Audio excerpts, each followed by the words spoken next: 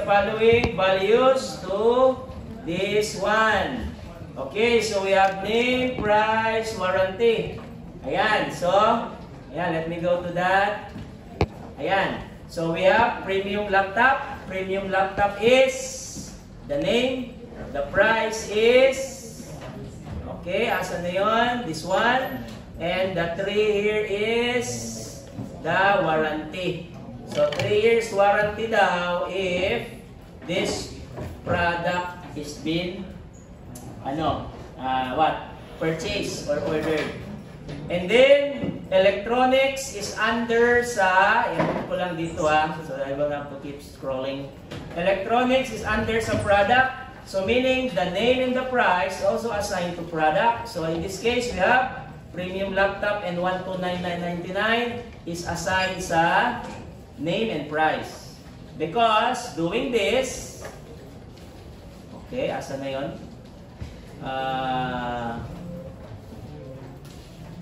Ayan. Doing this assigns the name and the price sa product. Because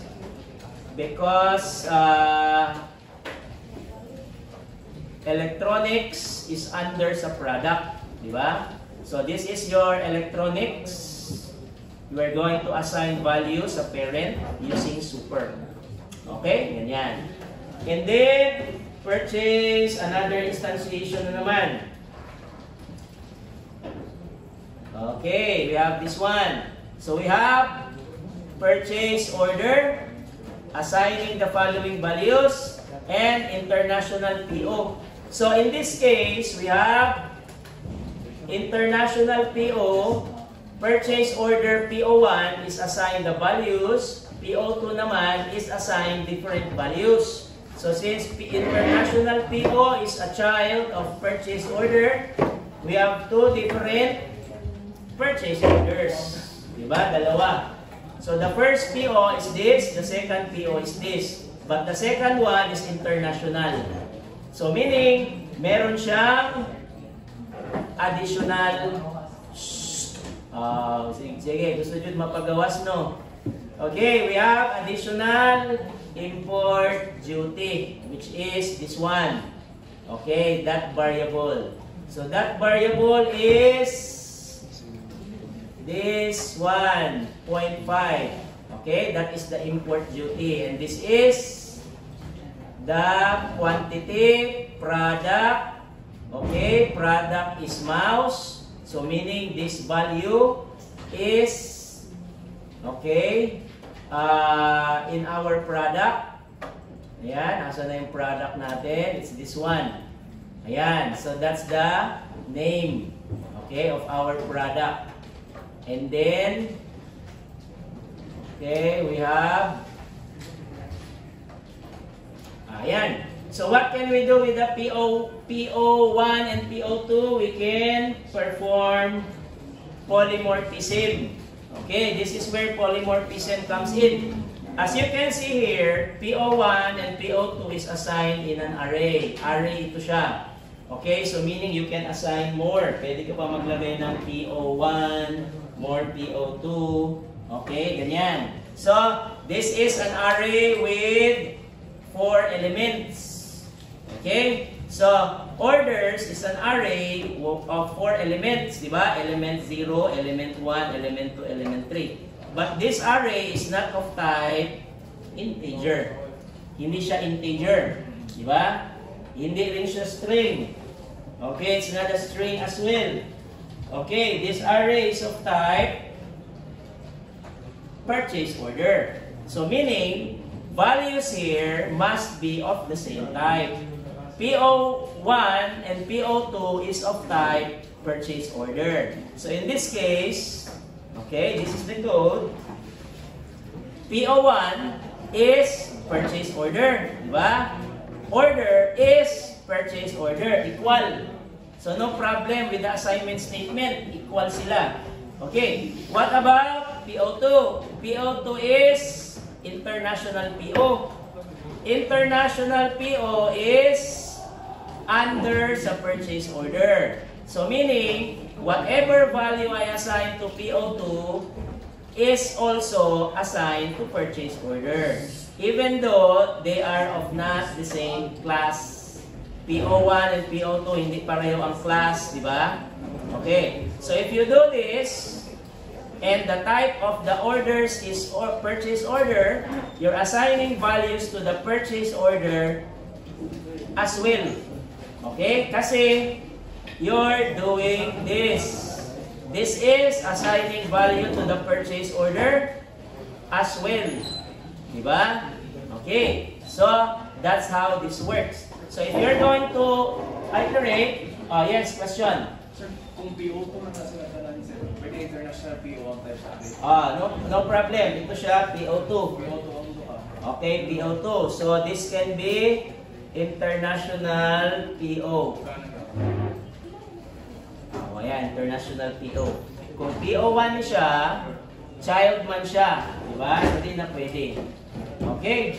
So, ganyan. So, what can we do with? Here, we can perform an iteration. Okay? For example, I equals to 0. I is less than orders dot length. Okay?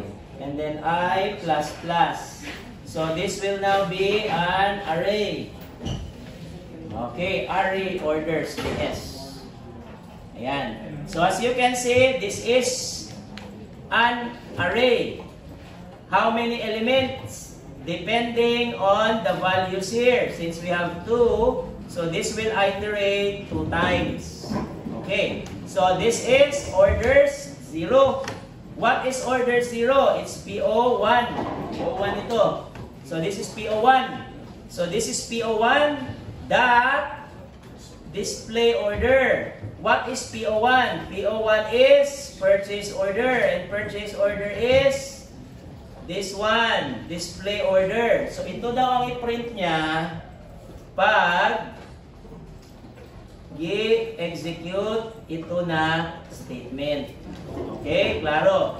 Next, increment I. So I is now 1. So this is 0, this is 1. PO2 is 1, display order, and 1 is international PO. So the international PO, i-print ang display order, which is this one. Okay, duha lang na siya ka-statement. But, there's a but, super is calling the class parent and calling the display order of purchase order. So meaning, i-print daw niya ito again. Okay, i-call niya sa international PO. Because super here calls the parent. Same as what we are doing here. Diba? So this is being called this one. Okay, going back sa output again. Ayan, so this is our output. Okay, so this is kulang ng code block. Ayan. Alright. Okay, so what is the output now? We will see if I execute the program. Okay, execute. Ayan, so we have the output. Okay, so this is the purchase order. Okay, let me copy this one. Okay, lagay ko sa notepad. Ayan, so we have this. Okay, so where does order ID PO112 comes from? It's this one. Okay, cost ID PO. Okay, let's see first.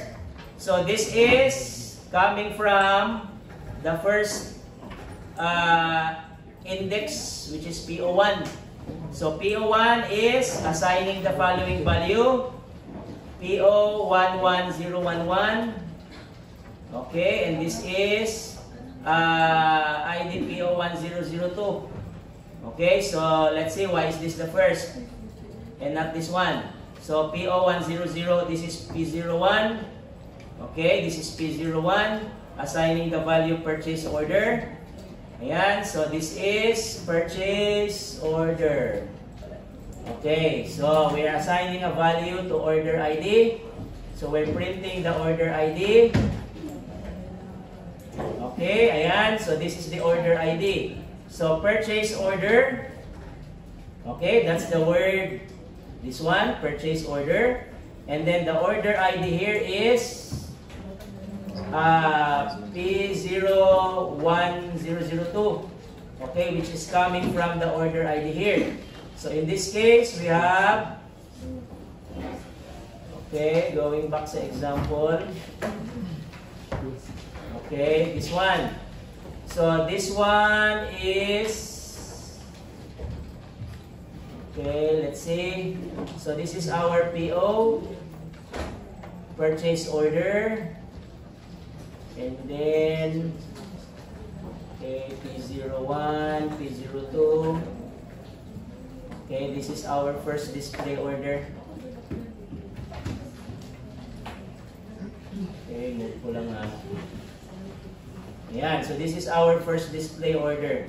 So the order ID here is currently, okay, our purchase order. So this is our order ID. Okay, tama? So this is P0, okay, P01. And then we have P02. Okay, this is our P01002. Okay, asa na yung P01002? Okay, where's the 1001? May 1002, we don't have 100. Ito. That's not the PO. So I'm looking for this one. So this one is, ayun sa taas pala, sorry. Taas pala yun. So this one, okay, so this one is for PO1. Okay, that's the PO1. And then we have all of the information. And then we have 102, which is the PO2. Okay, we're going to assign the following values. Okay, yan siya. And then this will simply iterate 2 times. That's why we have the following. Okay, so we have the first, the second purchase order. Ayan, except for, ayan, so it's that just the same ID. We have supplier. Okay, import duty. So this one has import duty because, okay, because we have international PO. Ayan, so international PO has included import duty. Okay, that's the output. Ayan.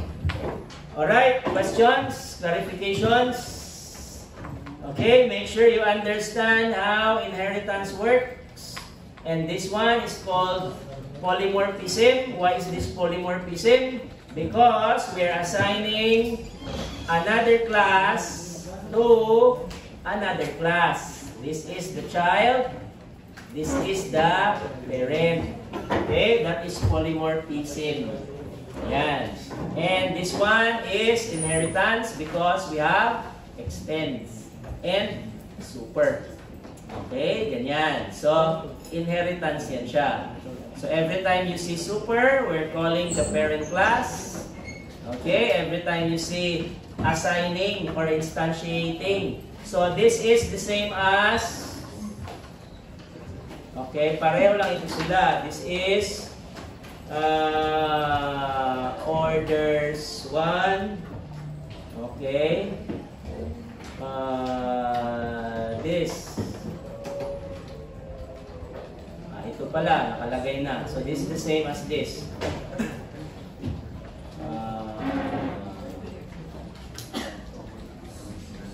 Okay, yan. So, this is the same as this. And then this one, the second one,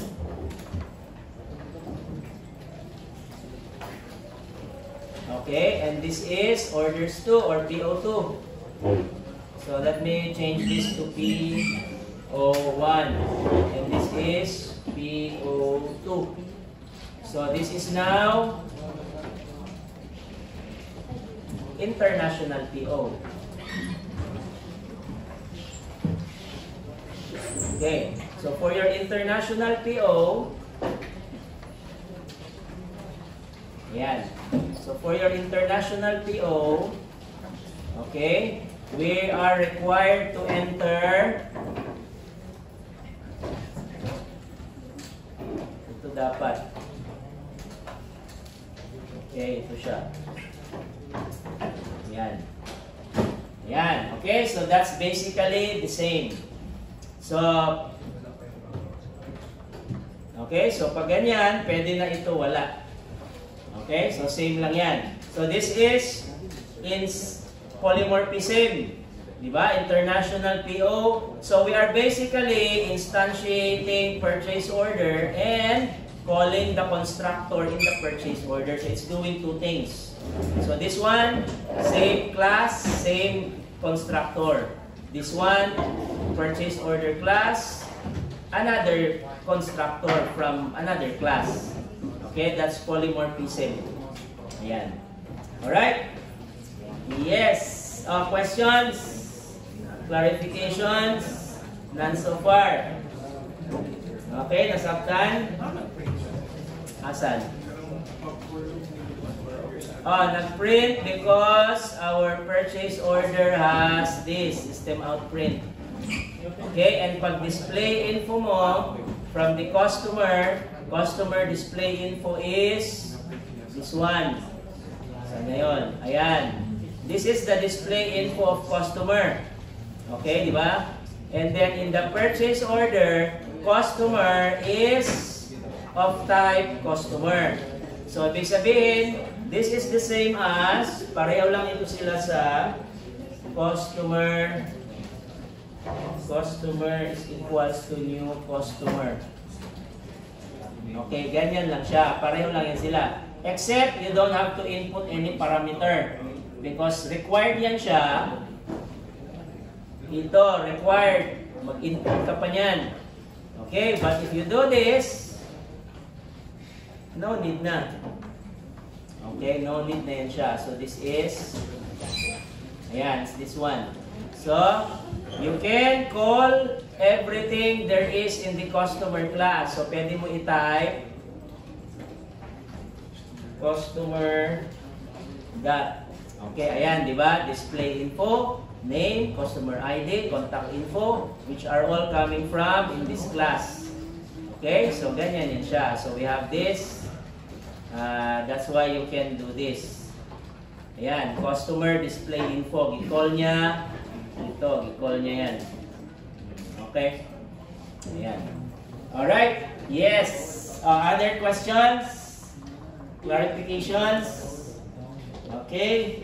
Ganyan. So, hopefully, you can answer all questions sa quiz this Monday. Ayan. So, same as your previous quizzes, 4 questions, and you will only enter the output of the given code. Okay, yung output lang. Para isa lang ka number ang output. Ayan.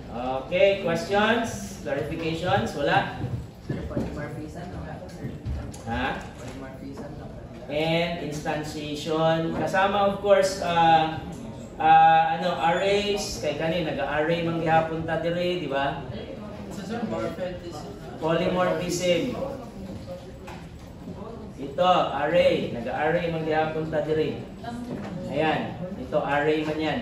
So basically, previous topics as well. Kay kasama naman yan, mga methods, di ba? Arrays.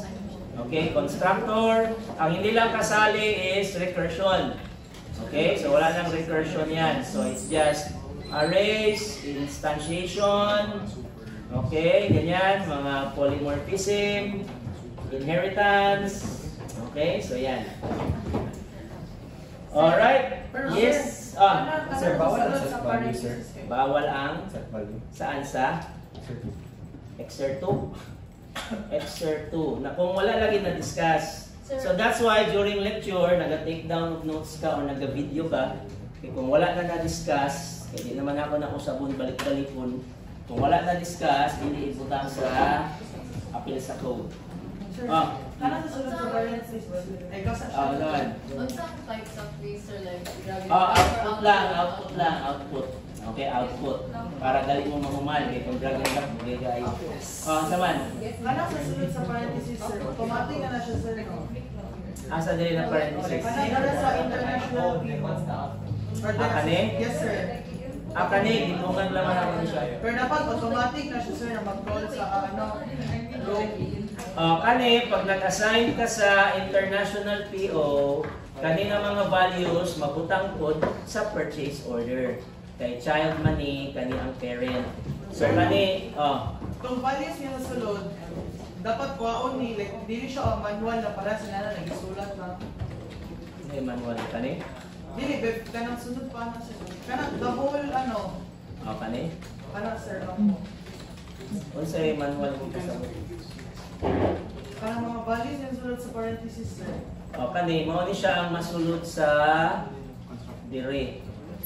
Dire kani, mao man ni siya, ma-assign man na dire. Baon lang siya. O niya, ihatag siya sa parent, kanila ang ihatag sa parent. Kaya ang parent is, mao man ni, ID cost, pila man ni, 1, 2, 3, 4, 5, 5. So, 5 man po ni. Diba? 1, 2, 3, 4, 5. So, mag-assign siya value dire, kay child money siya, kani, ano to? Katong international PO, kami child. So, naa siya super. So, mag-assign. So, required yun na. If this is the child, this is the parent, you are required to add super. If wala ni super, mag-error na siya. Save. Ayan, mag-error. So, you will not see any error sa code. Di ba wala error sa code? Di ba? Wala kayo makita na pula. Wala. Asa man error. Ingon niya diri ang error. So, meaning, you need to add super. Di man po ingon diri. Asa error. Okay, so this is required. Ayan, so may super because this is the child, this is the parent. So maghatag kag value sa parent. Okay, mao ni ang purpose ana. Sir, can this exercise or just Wala pa tayo inheritance. Sa exercise. Sa exercise wala pa. Lesson lang ni siya, sir. Yes, so mao ni quiz exam na to. Pero magamit na siya later sa exercise or dili? Wala na. Okay, di na ni ma-apply. Kaya ang code man gud ninyo nagibuhat sa 1, 2, 3, 4, mao na to, dungagan na lang. Okay, kaya kung inheritance pa nato na siya, usabon ninyo tanan ang code ninyo, pati Exer 1 mausab. Okay? Ayan. Okay? Yes? O other concerns? So sa exercise, sir, kay, di ba mag-add ng XML? Yes, so everything you save sa array, okay, nakalimutan ko ingon, you need to include also the, okay, let me show you again the XML file. Kasali ang, I forgot to include the, asa na to?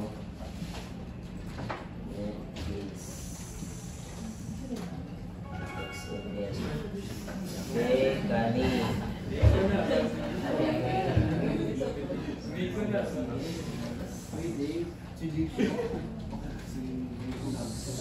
Okay, kaniha. Sa exercise number 5, you need to include the cost. Ayan, cost. Okay, so this is the all of this. Okay, sa exercise 5 ni siya. Okay, next week pa man na exercise 5 magsugod.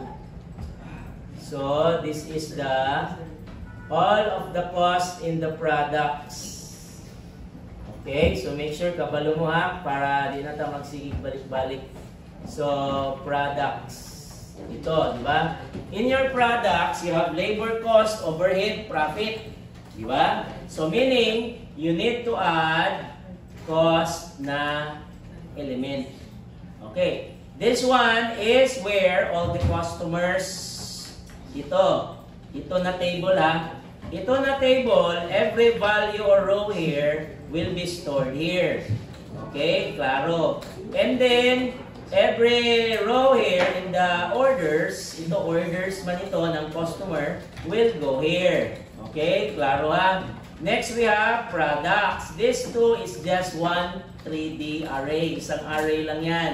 So everything will go here. sa isang element.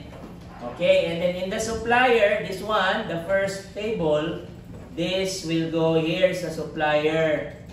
And then this one is PO, dito yan. And then lastly is the cost. Ito, this one. So every time I click save, it is updating the cost element. Gina-update na yan.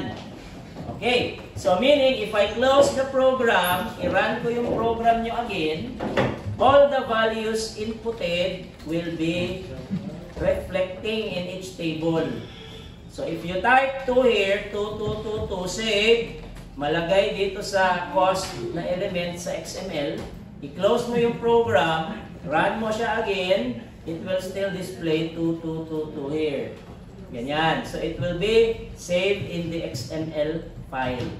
So no matter how many times you close it, you run it next month, once you still have the XML file, your numbers or values are still saved, nakasave pa rin.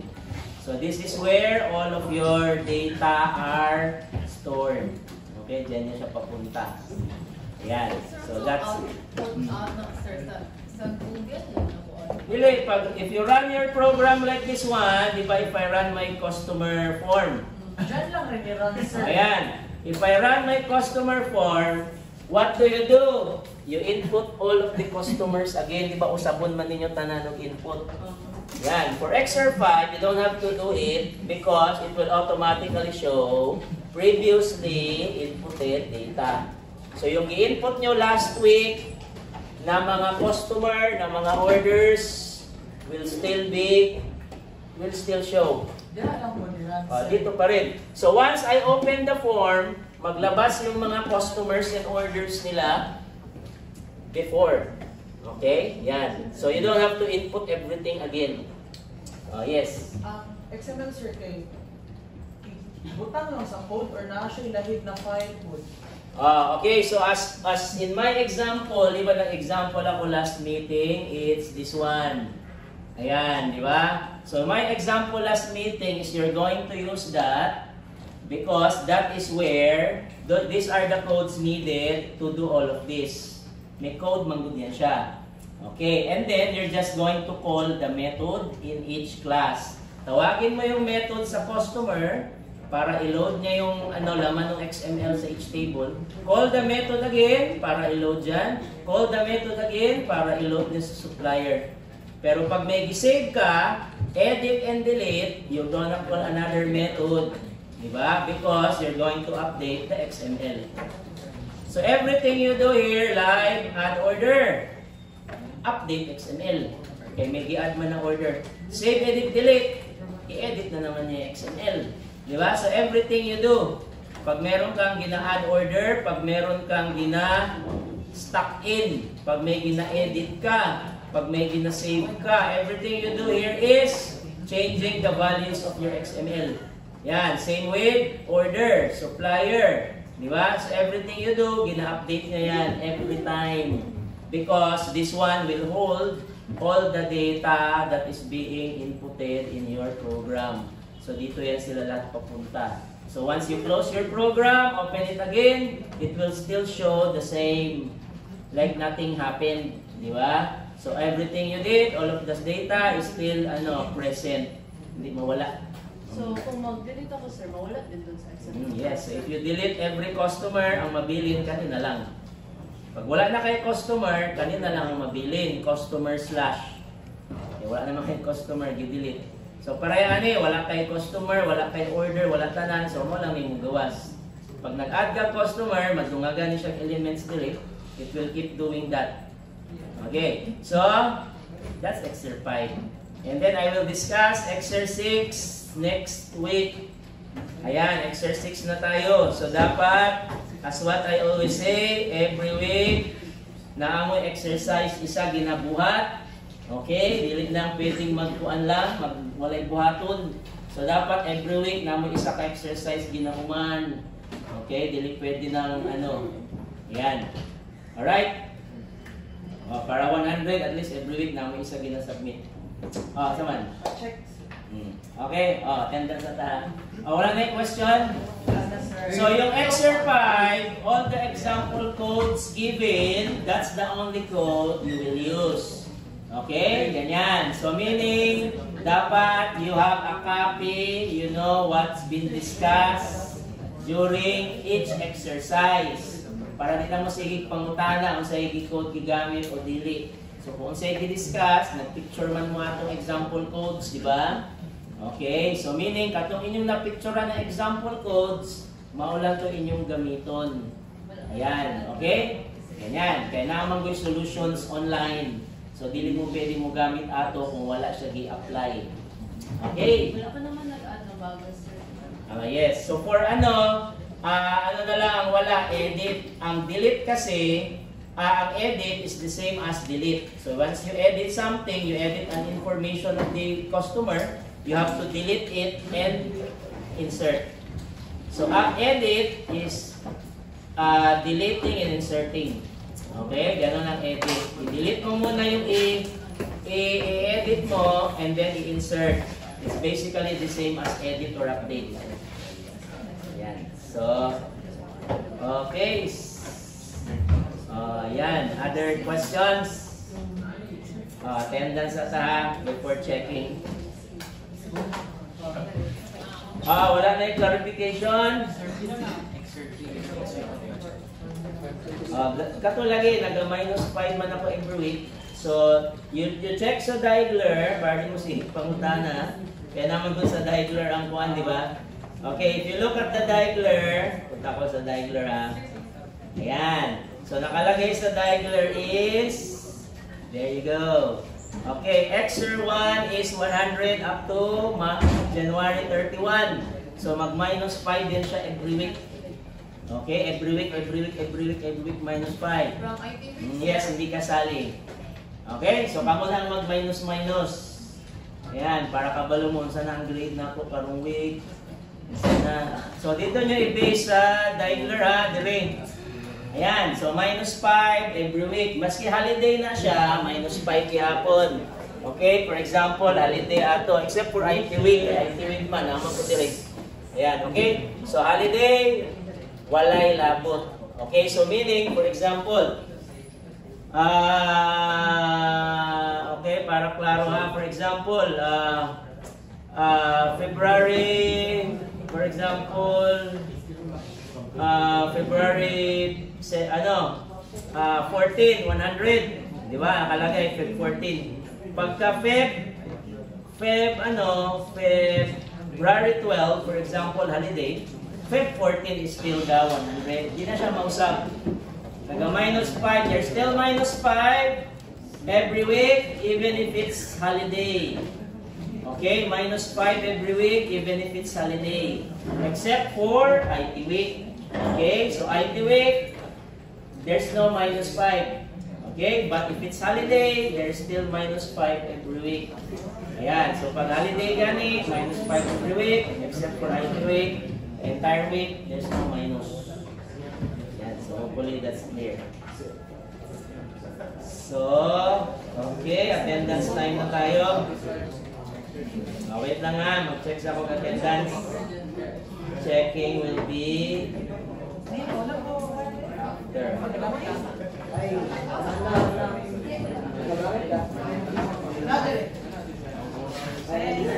Check. Wait ha, attendance muna. Attendance, Abali. Akaso, Agulo, Alcomendras. Wala. Parang madungog ha. Alcomendras, Alpizar, Aranas. Sino sa nabuha? Hindi na mabalik. Aranas. Baduya, Balagot, Baldonado, Banaab, Bandigan, Bantan, Batula, Sinardino, Nasa Batula? Wala na, 11 na ka. 10 na tayo. Batula. Sunod daw. Sunod 10 na ni. So, Batula, Buhawi, 8 na ka, Buhawi, Cabrera, Kaling, Carcalias, Sideridad, Elisa, Travis, El Clarabal, Coresis, Yagunsa, Melos Reyes, Johnson, Roman, Escalada, ayan na, Escuadro, Durante, Ignacio, Jacobo, Cardel, Dayos, Lumanas, wala. Lumanas, Manoy, Macrohon, wala. Banat, Manibrit, Midelin, Resurrection. Okay. Bisa to, wala na.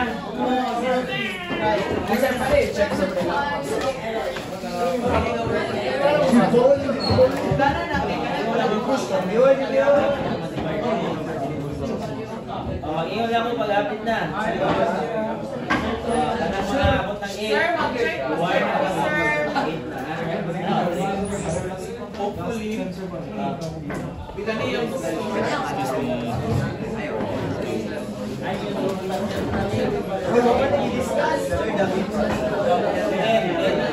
Sa ako